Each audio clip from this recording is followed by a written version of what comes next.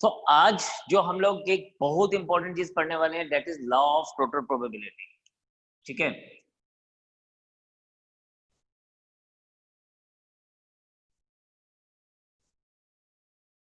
Important इसलिए है क्योंकि यही चीज हमारी बेस थ्योरम में भी हेल्पफुल रहेगी। यस, जैसे जैसे हम लोग आगे चलेंगे वैसे वैसे हमें ये बेस थ्योरम में भी यही चीज हेल्पफुल रहेगी। तो what law of probability says, जैसे कि इसका नाम ही है तो हम उसी के लिए ही बात करते हैं कि ये है क्या। हम कहते हैं लेट, पहले मैं डेफिनेशन करता हूं फिर इसको हम एक एग्जांपल से समझते हैं। S B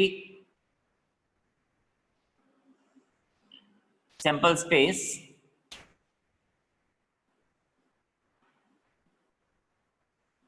let E1, E2, E3 and so on En are n mutually exclusive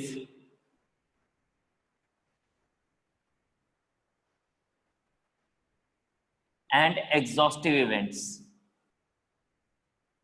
मैं इसको एग्जांपल के साथ भी आपको बारी बारी से बताऊंगा कि मैं ये बोल क्या रहा हूं, ताकि आपका ये जो कंसेप्ट है ये पूरी तरह से कंप्लीट आपको समझ आ जाए।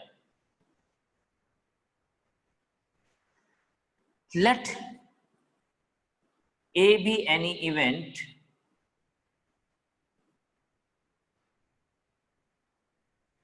which, अब A कोई अलग इवेंट है, ठीक है। Let A be an event which occurs with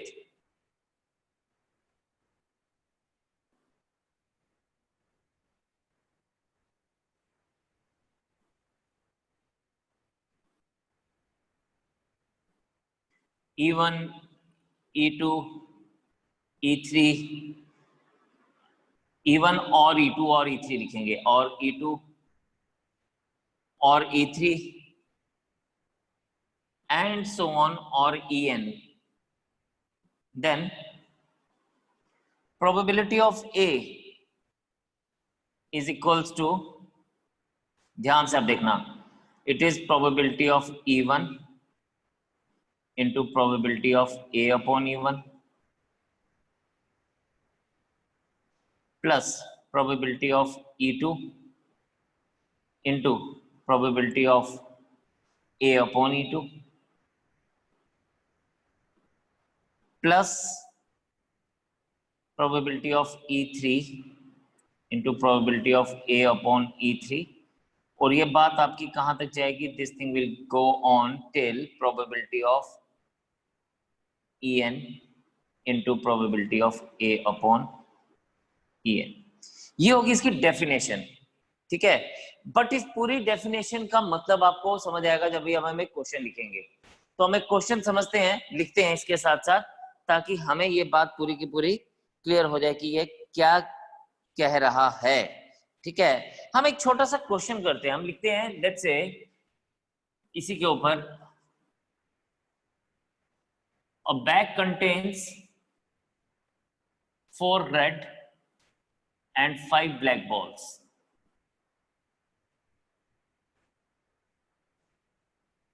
Another bag contains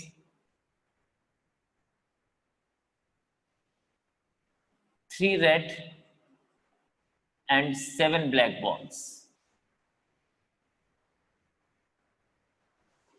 A bag is chosen at random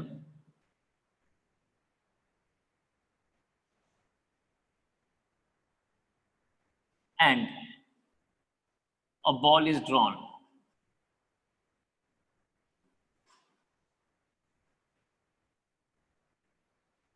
ठीक है, find the probability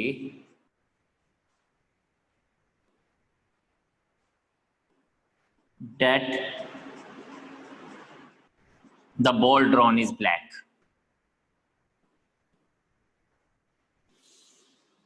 चलिए बात समझते हैं कि बोला क्या गया। ठीक है, हमारे पास एक ये कंटेनर है, ठीक है, बैग है समझिए, कंटेनर है, कुछ भी ले लीजिए। इसमें 4 red balls and 5 black balls हैं। देयर इज अनदर बैग इसमें 3 red and 7 black balls, right. अब ये हमें बोलता है कि सबसे पहले एक बैग चूज किया गया, तो हमारे पास सबसे पहले ये बैग जो है ना, बैग चूज करना इज E1 और E2 और E3, बिकॉज या तो हम बैग 1 चूज कर सकते हैं या बैग 2 चूज कर सकते हैं। तो यहाँ पे ये जो बैग 1 को चूज करना है ये E1 को डिपिक्ट कर रहा है, this is 1/2, probability of bag 2 is also 1/2, ठीक। अब हमारे जो इवेंट है वो ए, वो क्या है, टेकिंग आउट ए ब्लैक बॉल। अब ए जो यहाँ पे बात हो रही थी इस जगह पे, ये जो ए है ये ब्लैक बॉल निकालने को ए बोल रहा है, तो हम लोग कहते हैं let A be the event, हम ऐसे लिख देते हैं A be the event of drawing, आप ए लिख दीजिए, कुछ भी लिख दीजिए, of drawing a black ball. ये सिर्फ मैं आपको अभी समझाने के लिए लिख रहा हूं, ड्राइंग अ ब्लैक बॉल। तो ए अगर बैग 1 से निकालना हो तो क्या बनेगा, दैट इज 5/9, और ए अगर सेकंड बैग से निकालना हो, बैग 2 से, तो इट इज 7/10, राइट। अब ये हमारे पास आ गया A/E1, A/E2, A/E3, हमने इस तरह से निकाल दिया। अब हमें निकालना है प्रोबेबिलिटी ऑफ ए, यानी ब्लैक बॉल की प्रोबेबिलिटी क्या होगी, तो वो होगी या तो हम पहले बैग 1 चूज करेंगे इनटू A/B1, उसके बाद ब्लैक बॉल आएगा, या फिर हम लोग ब्लैक बॉल बैग 2 चूज करेंगे और फिर उसमें से ब्लैक बॉल को ड्रॉ करेंगे, यानी it is 1/2 into 5/9 plus 1/2 into 7/10। 1/2 common ले लीजिए, दिस इज 5/9 प्लस 7/10, एलसीएम लेंगे बेटा, तो ये बनेगा आपके पास 1/2 into what 50 plus 63/90, this is 1/2 into 113/90 and this is 113/180, तो this is the answer for us.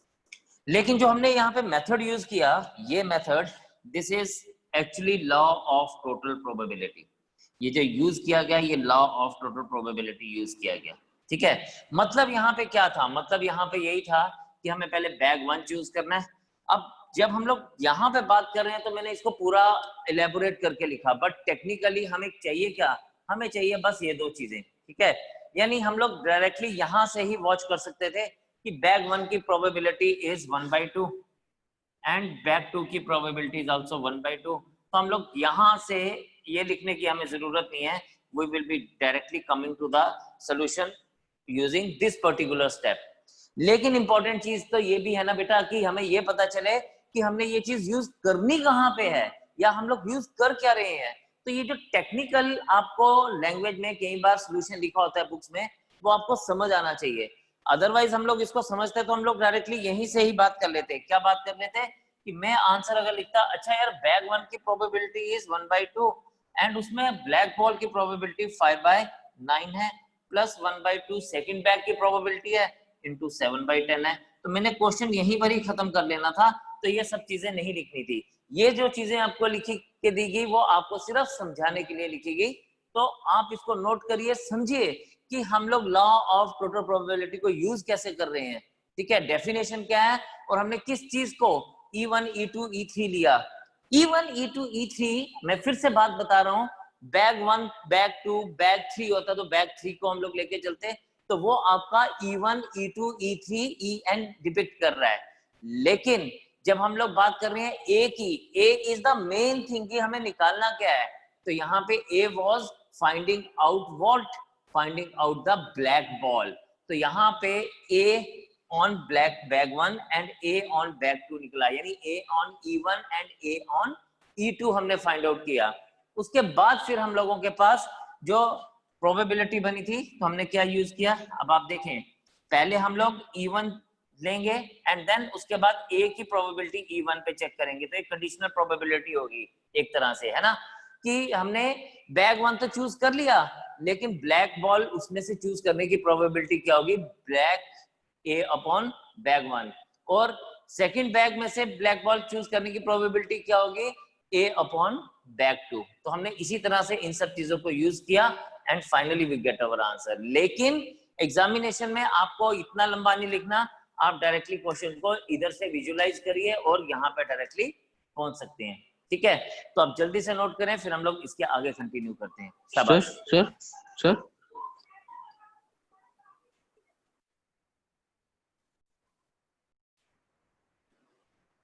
तो क्वेश्चन हमारे पास लिखा गया है कि एक देयर आर 3 बैग्स और बैग 1 के जो कंटेंट्स हैं वो है 1 white 2 black and 3 red. Bag 2 के कंटेंट्स हैं 2 white 1 black and 1 red and bag 3 के कंटेंट्स हैं 4 white 5 blacks and 3 reds. A bag is chosen at random and 2 balls are drawn. Find the probability ball drawn are white and red. ठीक है, तो सबसे पहले तो again इसमें bag choose करने की प्रोबेबिलिटी पूछी गई है ना। A bag is chosen at random, तो यहाँ पे हम लिखेंगे probability of bag 1 this time is 1/3, probability of bag 2 is 1/3 and probability of bag 3 is also 1/3. Yes, first thing. Second thing, अगर हम यहाँ बात करें तो 2 balls are, तो यहाँ पे हमारे पास क्या आ जाएगा, probability of, हम लिखते हैं let A be the event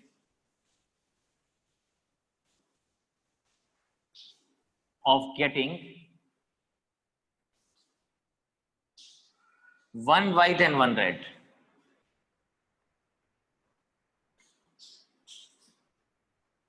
तो इसका मतलब हमारे पास प्रोबेबिलिटी A/B1। नाउ इसको जरा ध्यान से देखिएगा। A/B1 इज वाइट कितने हैं 1, रेड कितने हैं 3, तो हमारे पास क्या जाएगा 1C1 into 3C1 upon total कितने बॉल्स हैं 6C2। ठीक है, तो things will be taken in this way, तो हम लोग इसको इस तरह से लेके चलेंगे, राइट। सिमिलरली आपके पास probability of A upon bag 2 is red, white कितने हैं 2, रेड कितने हैं 1, 1C1 अपॉन 4C2 and probability of A upon bag 3 is, yes, अब आप मुझे बताएंगे क्या आना चाहिए, A अपॉन, तो ये बनना चाहिए 4C1 into 3C1 upon 4, 5, 9, 3 12C2। इसी को सॉल्व करते हैं सबसे पहले ताकि चीजें इजी हो जाए हमारे लिए।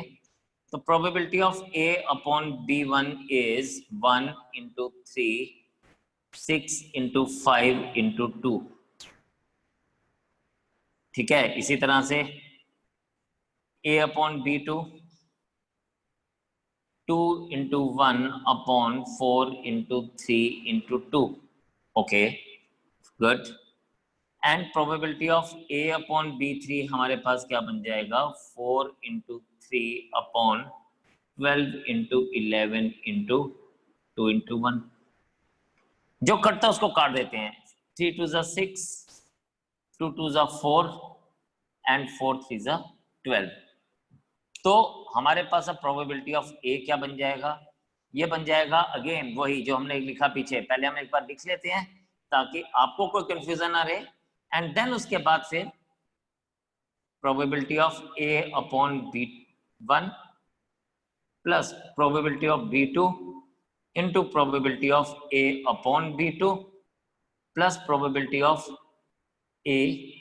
B3 into probability of A upon B3। This is B1 हमारे पास क्या आएगा 1/3 into 1/5 plus 1/3 into 1/3 plus 1/3 into 2/11।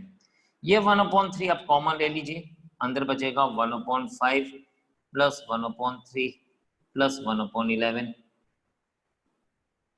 This is 1/3,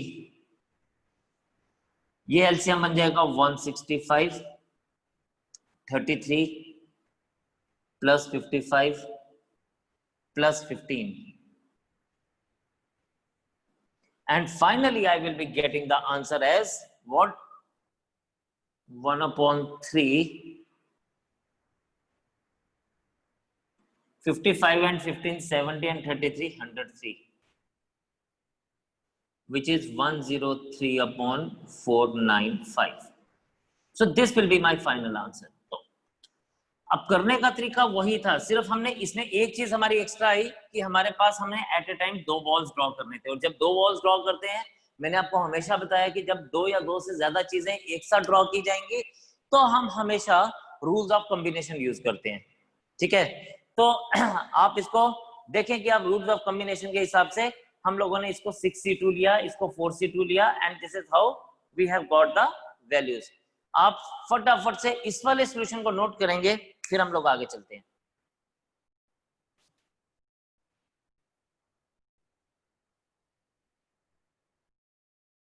दो लॉ ऑफ टोटल प्रोबेबिलिटी हम लोगों ने पढ़ लिया, ठीक है, हम लोगों ने समझ भी लिया कि क्या क्या पूछा जा सकता है, कैसे हम लोग उसको सोल्व करते हैं। The next thing is Bayes theorem. A mathematician whose name is Bayes and he has given this theorem, इसने ना इसी लॉ ऑफ टोटल प्रोबेबिलिटी को एक थोड़ा सा उल्टा पढ़ा, थोड़ा सा इसने इसको उल्टा करके देखा कि यार अगर हमारे पास ये चीज इस तरह से पूछी जाए तो क्या होगा। चीजें थोड़ी बहुत ही मिलती जुलती हैं, लेकिन यस इसके लिए हमें लॉ ऑफ टोटल प्रोबेबिलिटी का पता होना बहुत जरूरी था। तो चलिए यहाँ पे देखते हैं। इफ यू सी, हम कहते हैं again let S be a sample space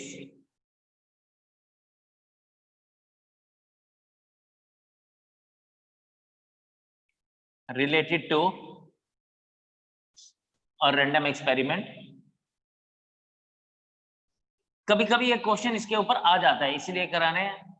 जिन लोगों ने तो 12th किया हुआ उनके लिए तो ये बहुत समझने वाली बात हो जाएगी। तो आप देखें यहाँ पे, let S be a sample space related to a random experiment and let E1, E2, E3 and so on En are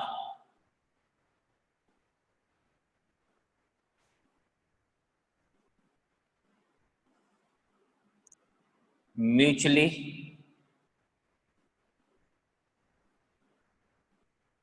exclusive and exhaustive events।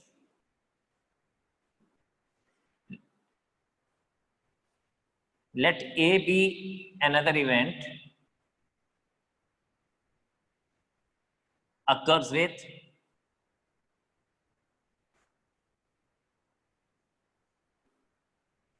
E1 or E2 or E3 or En, then if it is known that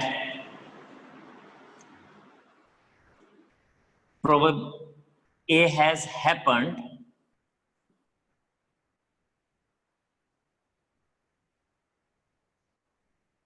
then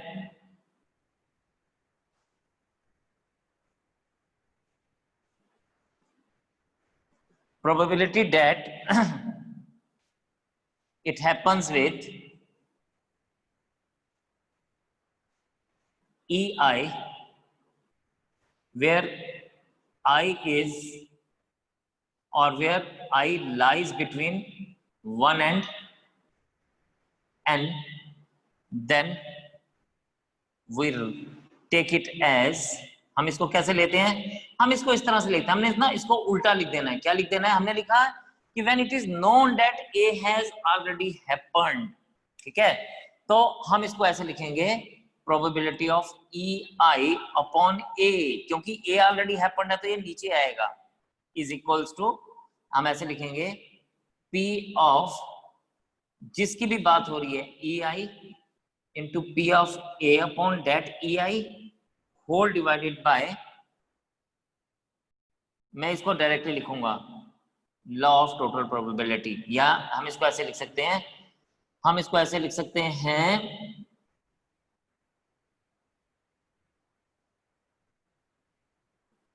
P of E1 into P of A upon E1 plus P of A2,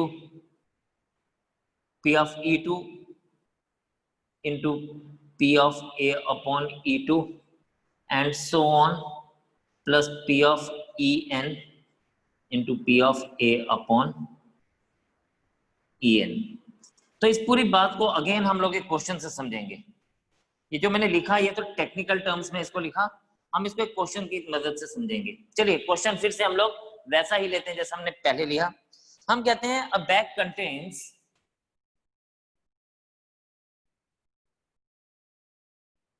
समझिएगा इसको, अ bag contains 4 red and 5 black balls.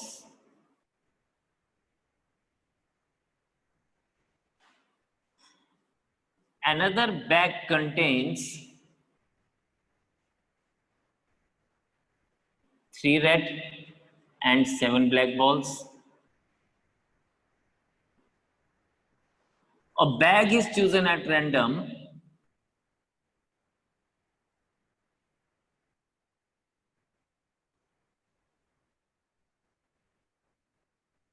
then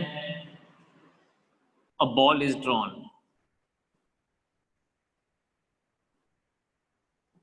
and it is found to be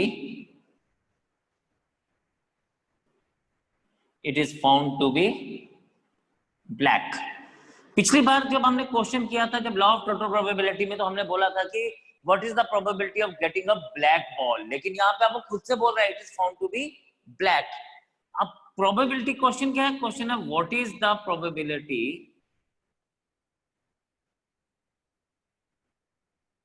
that the ball is drawn from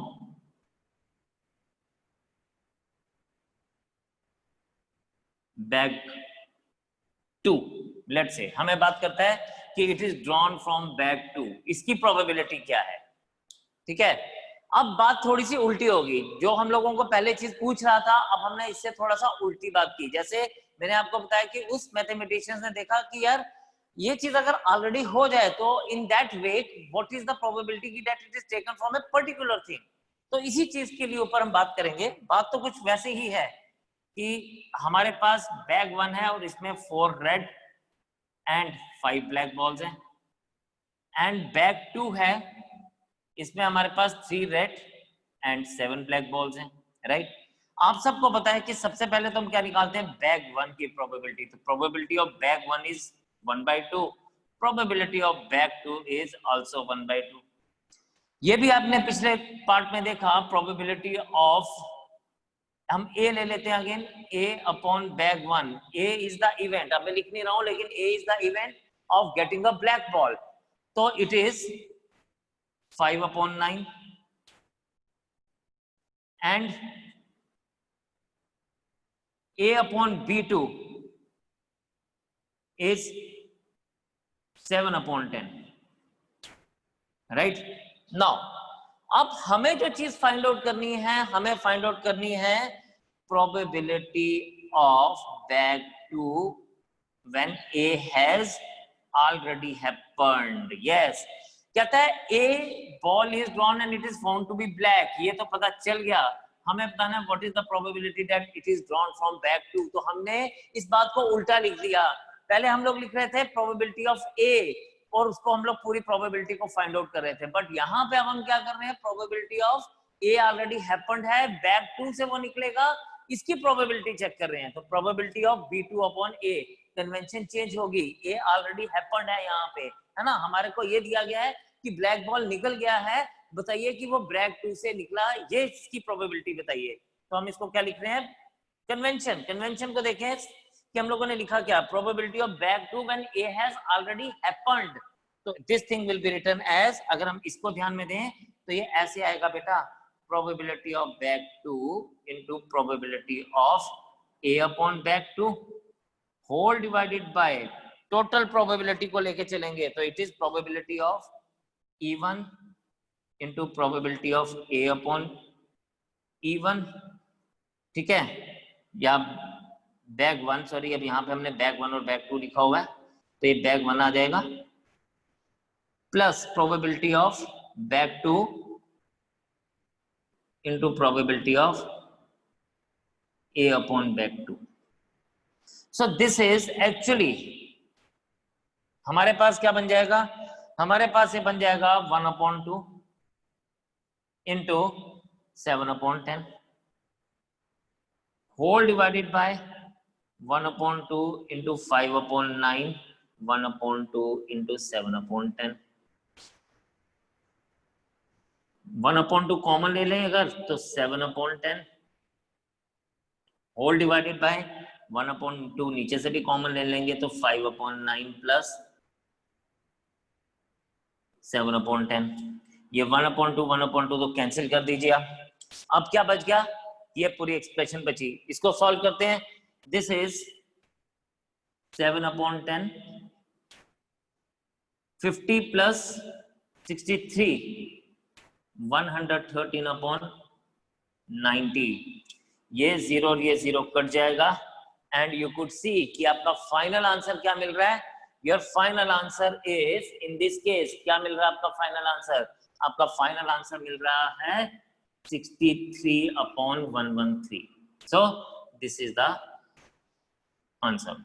अगर आपको इसी question में ये बात ऐसे बोलता what is the probability that it is drawn from bag 1, ऐसा भी पूछ सकता था, तो कुछ नहीं करना था, everything would have been same, सिर्फ probability of bag 1 into probability of A upon bag 1 आना था, बाकी सब की सब चीजें एज इट इज ही रहनी थी. ठीक है, तो आपने इसको लॉ ऑफ टोटल प्रोबेबिलिटी को देखना है, रिवाइज करना है, उसके बाद आपने बेस थ्योरम को ऊपर दोबारा से देखना है. आप इसको इस लेक्चर के बाद आज गो थ्रू करेंगे तो डेफिनेटली ये चीज आपके काबू में आ जाएगी, आपके लिए हो जाएगी, एंड देन उसके बाद ये प्रॉब्लम आपको कभी भी नहीं आएगी. ठीक है, तो फटाफट से आप इसको करें नोट दोनों चीजों को. मैं आपको 10 मिनट का टाइम देता हूं, फिर हम लोग आगे कंटिन्यू करते हैं.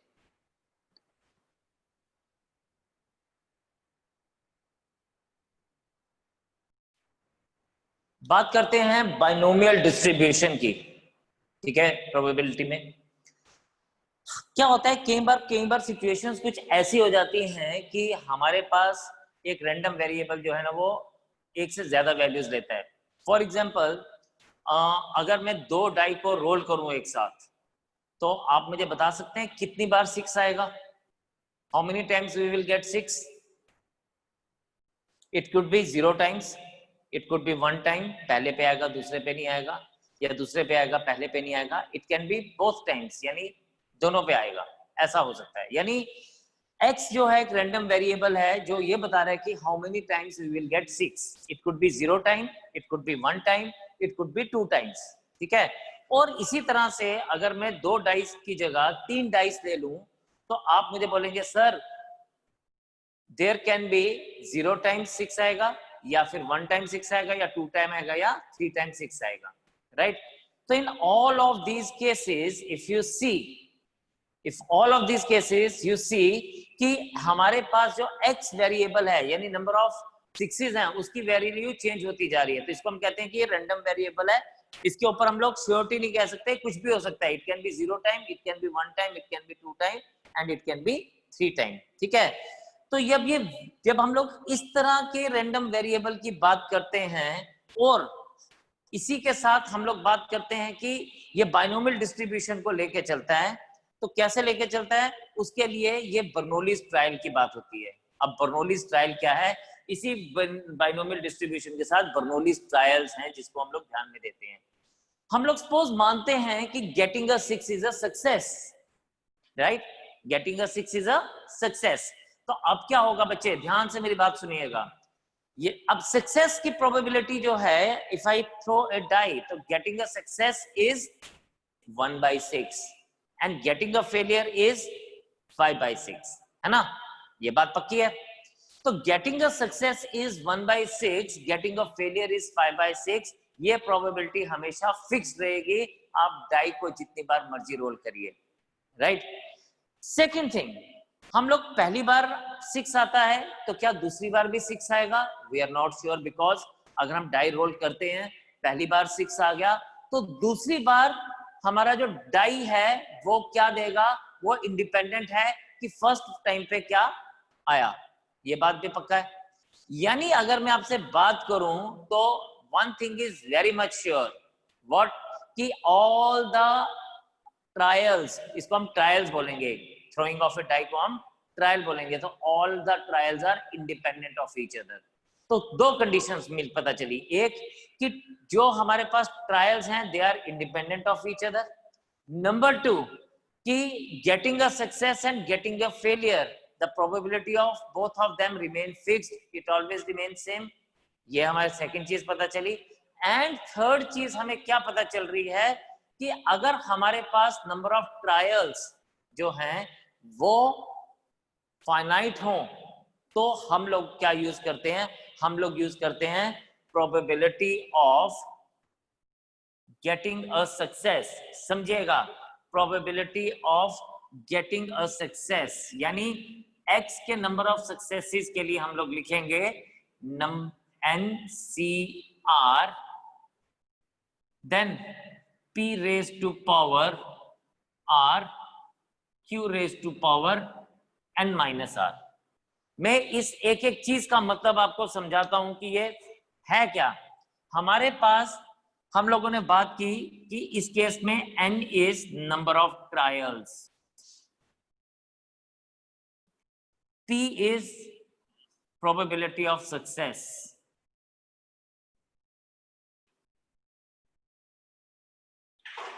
Q is probability of failure, और बिकॉज ये दोनों इंडिपेंडेंट होते हैं इसलिए हम लोग Q को 1 माइनस P भी मान के चलते हैं। Q is generally 1 minus P and R हमें क्या दे रहा है? यहाँ पे नंबर ऑफ सक्सेसेस दे रहा है। तो ये चार चीजें हमारे पास अगर आती हैं तो we will be able to find out the value of any number of successes. हमें कितनी भी सक्सेसेस दी गई हो, हम उसके नंबर ऑफ सक्सेसेस को की प्रोबेबिलिटी को हम लोग फाइंड आउट कर सकते हैं। तो क्वेश्चन कुछ इस तरह से भी पूछा जा सकता है कि आपके पास 3 टाइम्स डाई रोल हुआ और आपको बोला जाता है कि how many, what is the probability of getting 2 successes. 2 successes का मतलब हो गया कि आपको 2 बार 6 आना चाहिए। या कई बार ऐसे भी बोला जा सकता है, a die is rolled 6 times, what is the probability of getting 4 successes. इसका मतलब क्या हुआ? इसका मतलब हुआ कि हमने 6 बार डाई को रोल किया, यानी नंबर ऑफ ट्रायल 6 है, एन आ गया 6। प्रोबेबिलिटी ऑफ सक्सेस आपको पता है 1/6 है, प्रोबेबिलिटी ऑफ Q आपको पता है 5/6 है, और R यानी number of successes it is 4। तो आपको इसकी प्रोबेबिलिटी निकालने के लिए you can use this thing, that this is how we can find out the probability by using binomial distribution. तो हम बाइनोमियल डिस्ट्रीब्यूशन की वजह से हम लोग ये आंसर बड़ी जल्दी निकाल सकते हैं। अदरवाइज हमें बहुत लंबा देखना पड़ेगा कि उन चारों चीजों में से हमारे पास नंबर ऑफ केसेस क्या बन रहे हैं, तो वो एक लंबा मेथड हो जाएगा। तो बाइनोमियल डिस्ट्रीब्यूशन की वजह से हम इसको बहुत जल्दी फाइंड आउट कर सकते हैं। लेकिन बाइनोमियल डिस्ट्रीब्यूशन यूज कहां पे होती है? बर्नौलीज ट्रायल में। और बर्नौलीज ट्रायल्स कौन कौन सी होती है? जिसकी कंडीशंस हैं, नंबर वन कि हमारे पास नंबर ऑफ ट्रायल्स फाइनाइट होने चाहिए, number 2 probability of success and probability of failure constant होने चाहिए, एंड नंबर 3 प्रोबेबिलिटी, ये जो फेलियर और सक्सेस की अगर हम बात करें, ये तो बात समझ आ गई, लेकिन जो ट्रायल्स हैं they should be independent of each other. मतलब हम 6 बार अगर किसी चीज को कर रहे हैं तो वो पहली चीज के ऊपर डिपेंड नहीं करना चाहिए। फॉर एग्जांपल हमने डाई वाला केस तो देखा, इसी तरह से अगर आपको मैं बोलूं कि एक टारगेट है और उसके ऊपर 3 बुलेट्स चलाओ या 6 बुलेट्स चलाओ, तो 6 बुलेट्स चलाने के लिए what you will be doing, आप पहली बार उसको हिट करेंगे, बुलजाई लगता है। सेकंड टाइम भी बुलजाई लगेगा? नो, बिकॉज पहली बार बुलजाई लगा तो सेकंड टाइम बुलजाई लगेगा, you can not say that. या पहली बार बुलजाई नहीं लगा और सेकंड टाइम बुलजाई लगेगा, again you can not say that, because all the trials are independent of each other. आपकी एक पर्टिकुलर टाइम के ऊपर आपका क्या वो रहता है, कंडीशंस क्या रहती हैं, आप उसको लेके चलेंगे। सिमिलरली आपको एक एग्जाम में 10 क्वेश्चंस दिए गए, how many times you will be getting the answer right, it will depend upon your own caliber and capability of the to take the questions basically। आप किस तरह से इस क्वेश्चन को लेंगे और कितना आपकी तैयारी एक पर्टिकुलर क्वेश्चन को लेने की, यह उसके ऊपर डिपेंड करेगा, ना कि इसके ऊपर डिपेंड करेगा कि आपने पहला क्वेश्चन ठीक किया, दूसरा क्वेश्चन ठीक किया तो तीसरा क्वेश्चन भी ठीक ही होगा, राइट। तो हम लोग इन सब चीजों को ध्यान में रखते हुए देखेंगे कि बर्नौलीज ट्रायल में जो ट्रायल्स होती हैं वो इंडिपेंडेंट होती है फ्रॉम ईच अदर। तो जहां कहीं पर भी ये चीज आपकी यूज होगी वहां पर आप बर्नौलीज ट्रायल को यूज कर सकते हो और आपकी बायनोमियल डिस्ट्रीब्यूशन भी वहां पे यूज हो सकती है, ठीक है। एक और बड़ा इंपॉर्टेंट सा क्वेश्चन दिया जाता है और है बड़ी छुटकू सी चीज है, लेकिन क्वेश्चन जरूर आता है एग्जाम में। हमें बोला जाता है mean in case of Bernoulli's distribution और बर्नौलीज ट्रायल और बायनोमियल डिस्ट्रीब्यूशन। तो ये हमारे पास का mean of binomial distribution is always NP and variance of binomial distribution is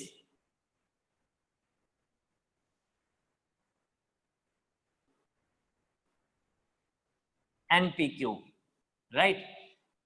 ये आप लोगों को बड़ी छोटी सी चीज है लेकिन हमेशा याद रखनी है।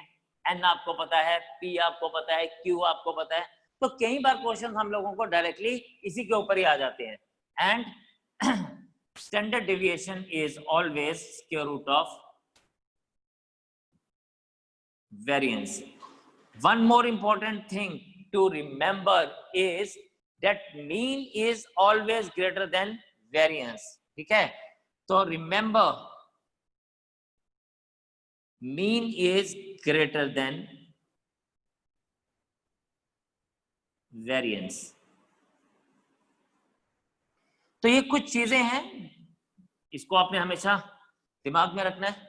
और ये जो चीजें आज हम लोगों ने पढ़ी, इन्हीं सब चीजों के ऊपर फर्दर हम बात करें तो ये सब चीजें हमारे लिए क्या काम करेंगी, इन सब चीजों के ऊपर हम लोगों को क्वेश्चन पूछे जाते हैं और ये हमें मुफ्त में मार्क्स देने वाले, मतलब आपके ऊपर थोड़ा सा मेहनत करनी है तो probability is taken a very good, you can say you can take a very good grip on that probability and आपके वो जो मार्क्स हैं 3 से 4 क्वेश्चन जो प्रोबेबिलिटी में पूछे जाते हैं, you will be able to do it like this, ठीक है। तो आप लोगों ने ये सब चीजों को नोट करके अच्छे से काम करना है और ढेर सारे हम प्रैक्टिस के क्वेश्चंस भी करेंगे इसके ऊपर जब भी हम नेक्स्ट टाइम मिलेंगे। तो आज के लिए हम इतना रखेंगे, कल आपसे दोबारा से मुलाकात होगी, तब तक के लिए जय हिंद।